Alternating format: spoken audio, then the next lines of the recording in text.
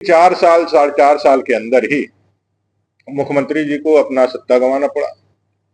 और वो पहले ऐसे व्यक्ति हुए झारखंड में जो मुख्यमंत्री रहते हुए जेल के सलाखों के पीछे गए। आलमगीर आलम साहब का भी किस तरह से उनके पीए के चाकर घर से 35 करोड़ रुपए का बरामदगी हुआ। ये राजमहल सीट को, ये राजमहल की जनता को, या फिर इस संथाल प्रणा को जिस तरह से उन लोगों ने बदनाम किया है, जिस तरह से यहाँ की जनता को या यहाँ के जनादेश को कलंकित किया है, इसका जवाब इस चुनाव में इस पूरे क्षेत्र की जनता ने। विजय हांसदा जी जो यहाँ के सांसद थे, 10 साल में उनकी इतनी अलोकप्रियता हुई है, वो ना एक्सेसिबल रहे, ना लोगों के बीच में रहे, ना लोगों के किसी काम आए, ना कहीं पर किसी भी प्रकार से उनका जो है नेतृत्व दिखा। हम लोगों के समय में नरेंद्र भाई मोदी जी ने कानून को लागू कराने का काम किया है और इसलिए वो जेल जा रहे हैं। इसलिए परिवारवाद और वंशवाद की राजनीति, तुष्टीकरण की राजनीति अब समाप्त होने को आई है, इसलिए लोगों को बहकाने के लिए संविधान खतरे में है, ऐसा आरोप लगा। जो प्रधानमंत्री जी लगातार बार बार जो विषय को देश के समक्ष एक रख रहे हैं, एक मुद्दा बना रहे हैं और जनता भी उसको एक्सेप्ट कर रही है, वो मुद्दा है भ्रष्टाचार, वो मुद्दा है तुष्टीकरण का, वो मुद्दा है वंशवाद का। और ये तीनों ही बातें संथाल परिणाम में, झारखंड में तो ही है, लेकिन संथाल परिणाम में विशेष रूप से हमें एकदम सामने देखने को मिलता है। भ्रष्टाचार के आरोप किन पर लगे? झारखंड ने 2019 में इस ठगबंधन को मौका दिया था। इन्होंने कहा था 5 लाख रोजगार देंगे, 5 लाख रोजगार प्रतिवर्ष नहीं दे पाए तो 5,000 7,000 का बेरोजगारी भत्ता देंगे। ऐसा कह करके कई एक वायदे करके वो सत्ता में आए थे। सभी को जोहार। आपके इस वार्ता में अपने इलेक्ट्रॉनिक और प्रिंट मीडिया के साथियों, आप सबको मालूम है कि देश के लोकसभा के आम चुनाव का आखिरी चरण, 7वां चरण 1 जून को होना है और इस 7वें चरण में देश के 1 अरब 40 करोड़ जनता के नेतृत्व, प्रतिनिधित्व के लिए देश अपना प्रधानमंत्री चुनने वाला है। झारखंड के अंदर भी 3 लोकसभा, साहेबगंज, राजमहल, राजमहल, गोड्डा और दुमका, ये 3 लोकसभा का चुनाव संपन्न होना है। भारतीय जनता पार्टी नरेंद्र भाई मोदी जी के नेतृत्व में विश्व के सर्वाधिक लोकप्रिय नेता और अपने 1 अरब 40 करोड़ जनता के लाडले प्रधानमंत्री तीसरी बार देश के प्रधान सेवक बनने के लिए अब की बार 400 के पार के नारे के साथ मैदान उतरी थी एनडीए गठबंधन। और झारखंड में भी हम लोगों ने एनडीए के गठबंधन में 14 की 14 सीटें जीतने के संकल्प के साथ मैदान में उतरे।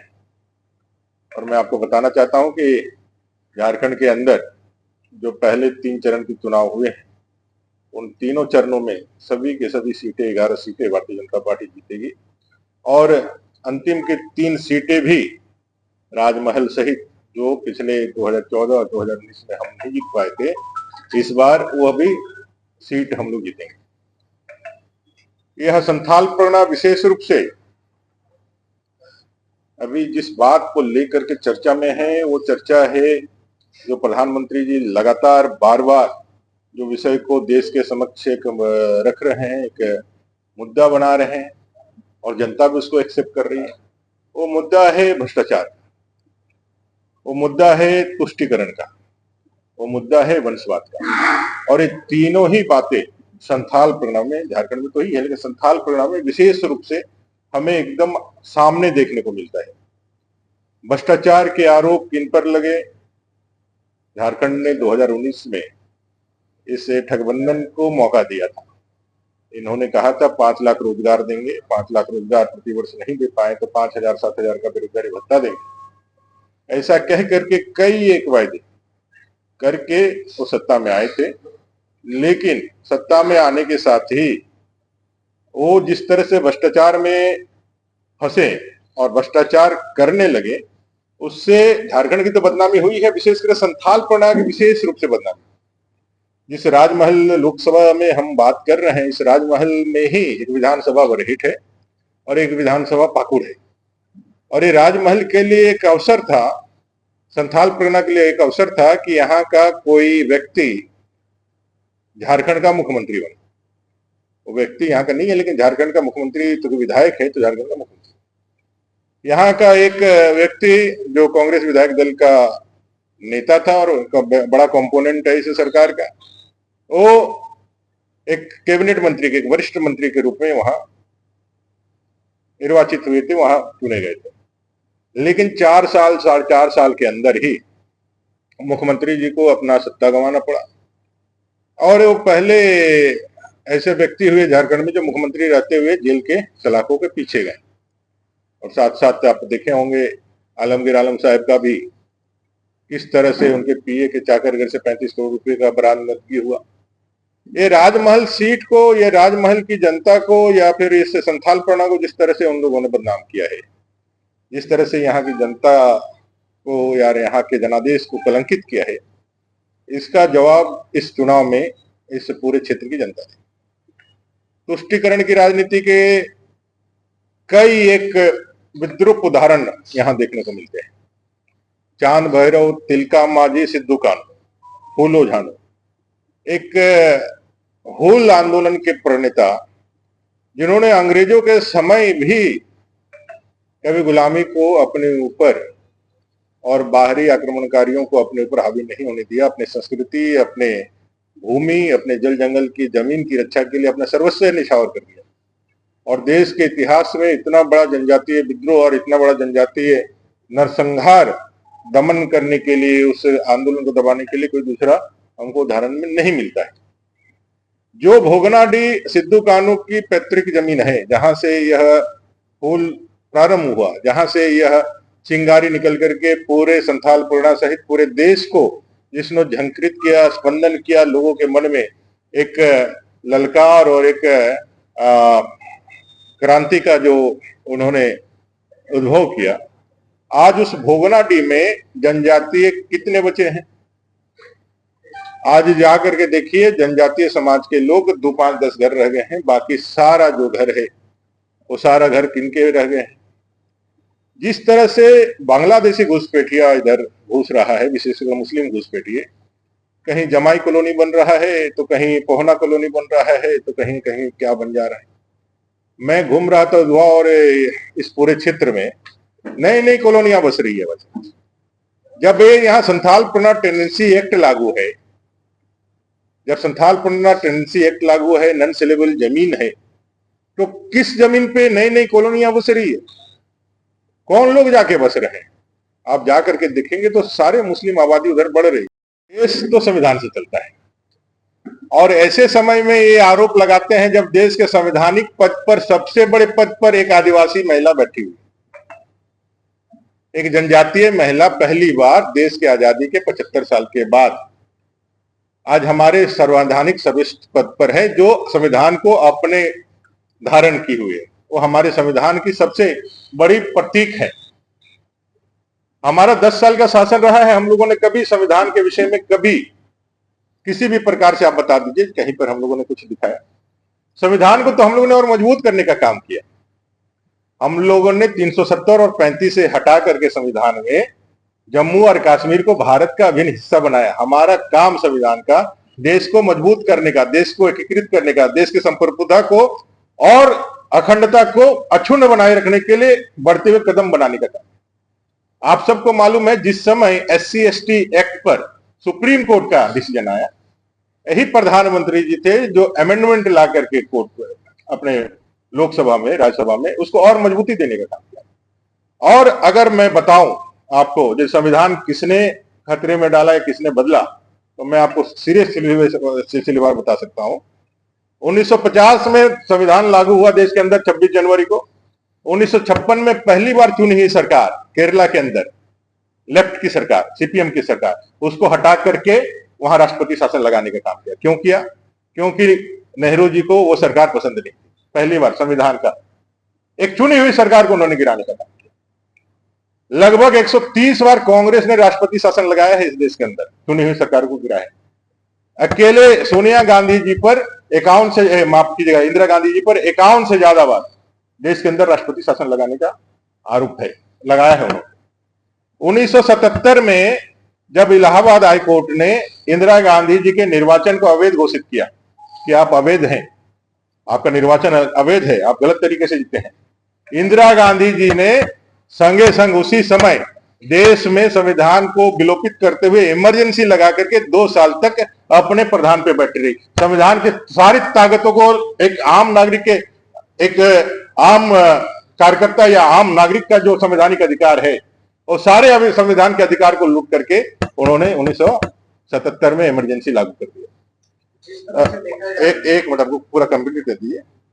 जो हमारे शाहबानो केस में जजमेंट आया, राजीव गांधी जी थे वहां पर, और तुरंत जाकर के फिर लोकसभा में जाकर संविधान को वहां पे चेंज करके उसको दे दिया। पूरे देश के अंदर सरकारी संस्थान से जो आरक्षण समाप्त करने का जो मामला है, वो 2 ही सरकारी संस्थान में है, एक जामिया मिलिया इस्लामिया और एक अलीगढ़ मुस्लिम यूनिवर्सिटी, जहां आरक्षण था, लेकिन आरक्षण को सिर्फ इसलिए हटा दिया गया क्योंकि वो अल्पसंख्यक मुस्लिम यूनिवर्सिटीज थे। अरे भैया, हम लोगों ने तो संविधान को मजबूत करने का काम किया है। आज चाहे राष्ट्रपति हो, 4 से ज्यादा अपने जो है जनजातीय अपने राज्यपाल हो, भारतीय जनता पार्टी ने दिया। मैं भी एक दलित का बेटा हूं, आज यहां पर इस संवैधानिक पद पर बैठा हुआ हूं। आज हम लोगों ने संविधान को मजबूत करके आगे बढ़ाने का काम किया। ये आरोप वो तब लगाते हैं जब वो जेल जाते हैं। अब वो चाहते हैं कि भाई हम मुख्यमंत्री हैं, हम शिबू सोरेन जी के परिवार में जन्म लिए हैं, तो भैया हम कितना भी लूट मचाए लेकिन हमको जेल नहीं जाना पड़े। राजमहल में कोई जनजाति भाई यदि कोई गड़बड़ी करता है तो उसको जेल जाना पड़ता है कि नहीं जाना पड़ता है? कहीं जाता है भैया? राज्य के अंदर तो आदिवासी सरकार है, तो उनको भी नहीं जाना चाहिए। यदि यही पैमाना रहे कि भाई जो है तो भैया नहीं जाएगा, तो फिर उनको भी जेल नहीं जाना चाहिए। यह देश कानून से चलता है, यह देश संविधान से चलता है, और इसमें कोई भेद नहीं है। आपके एक वोट का भी उतना ही महत्व है जो बड़े घर के बेटे बेटियों का है। आईपीसी की धारा आप पे भी उतना ही लागू होती है जितना उनके ऊपर लागू होती है। हम लोगों के समय में नरेंद्र भाई मोदी जी ने कानून को लागू कराने का काम किया है, और इसलिए वो जेल जा रहे हैं। इसलिए परिवारवाद और वंशवाद की राजनीति, तुष्टीकरण की राजनीति अब समाप्त होने को आई है। इसलिए लोगों को बहकाने के लिए संविधान खतरे में है, ऐसा आरोप लगाते हैं। विधायक सांसद नहीं बनाता है, सांसद बनाता है जनता। मैं ये कह रहा हूं, मैं कह रहा हूं, ये जनता अपना निर्वाचन करती है, और ये देश का चुनाव, ये भारत का चुनाव है, भारतीयों के द्वारा किया गया चुनाव। और हमारे कार्यकर्ता और जो वहां के विधायकों का एंटी इनकम्बेंसी है। बरहेट को तो लोगों ने सिद्धू कानू के लिए प्रतिष्ठित किया है, लेकिन वहां का मुख्यमंत्री जीत करके आज भ्रष्टाचार के आरोप में जेल जाकर के उस भूमि को कलंकित किया है। पाकुड़ की धरती से जनता ने उनको निर्वाचित करके मंत्री बनाया। वो भ्रष्टाचार के कारण और नोटों के गड्ढियों के कारण पूरे पाकुड़ की जनता को उन्होंने जो है, आप समझ लीजिए, जो उनको अपमानित करने का काम किया। बोरियो में वहां के विधायक इस सरकार और अपने ही पार्टी के खिलाफ उलगुलान करके और विद्रोह करके आप खड़े हैं। कुल मिलाकर के विजय हांसदा जी जो यहाँ के सांसद थे 10 साल में, उनकी इतनी अलोकप्रियता हुई है, वो ना एक्सेसिबल रहे, ना लोगों के बीच में रहे, ना लोगों के किसी काम आए, ना कहीं पर किसी भी प्रकार से उनका जो है नेतृत्व दिखा। इस लिहाज से पूरा लोकसभा का क्षेत्र की जनता इस बार बदलाव करेगी राजमहल में, और साथ ही साथ जो मुद्दे हम लोगों ने बताए उसके अंदर जो अंडरकरेंट है उसको लेकर के भारतीय जनता पार्टी को वोट करें। पूरे दुनिया के अंदर एकमात्र हिंदुओं का देश भारत ही है, एकमात्र देश भारत ही है। इसको धर्म के आधार पर इस देश का बंटवारा एक बार हो चुका है 1947 में। पाकिस्तान को सिर्फ इसलिए अलग किया गया क्योंकि वहां की आबादी इस्लामी हो गई थी, और उन लोगों ने कहा कि हम संविधान के अनुसार नहीं चलेंगे, हमको अपना इस्लाम के आधार पर, धर्म के आधार पर हमको शासन चाहिए। इसलिए धर्म के आधार पर 1947 में एक भाई भाई को बांट दिया गया, वो बट गया। हम ये चाहते हैं जो कांग्रेस का जो हिडन एजेंडा है, धर्म के आधार पर फिर से यहां अलगाववाद पैदा करके इस देश का विखंडन करना, हम उसको सक्सेस नहीं होने देंगे। धर्म के आधार पर इस भारत देश का और एक विभाजन हम किसी भी कीमत पे किसी भी कारण से नहीं करने देंगे। हमारा ये संकल्प है। हिंदू एक भी रहेगा।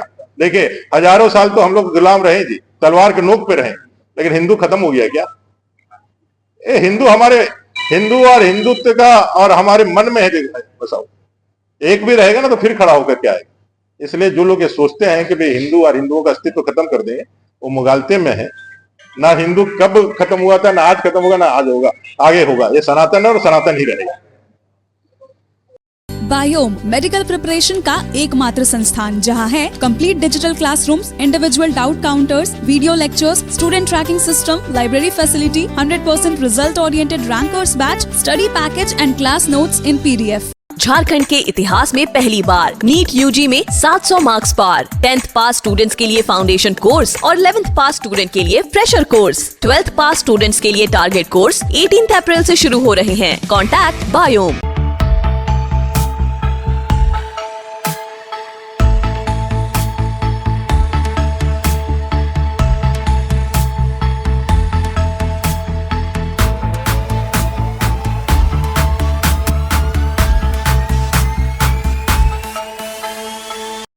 thefollowup.in. Like, share, and subscribe. www.thefollowup.in